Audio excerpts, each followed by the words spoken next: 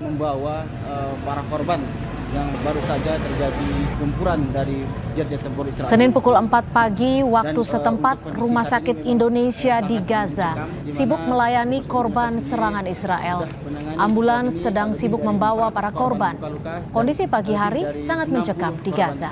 Sejak Senin subuh, Rumah Sakit Indonesia di Gaza sudah menangani 400 korban yang terluka dan 60 orang meninggal karena serangan bom militer Israel. Sementara 700 orang warga Israel meninggal akibat serangan dari kelompok Hamas.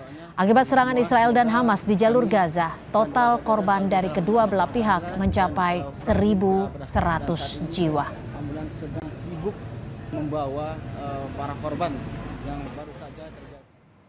Rilis resmi Kementerian Luar Negeri Republik Indonesia sejauh ini terkait situasi di Gaza antara lain hingga saat ini tidak ada WNI yang menjadi korban. Pemerintah Indonesia melalui KBRI Aman, KBRI Kairo, dan KBRI Lebanon terus memantau situasi terakhir WNI dan berkoordinasi dengan simpul-simpul WNI di Gaza.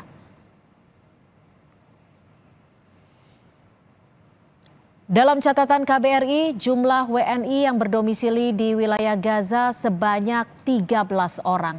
Hotline KBRI aman di 96 277 915 0407.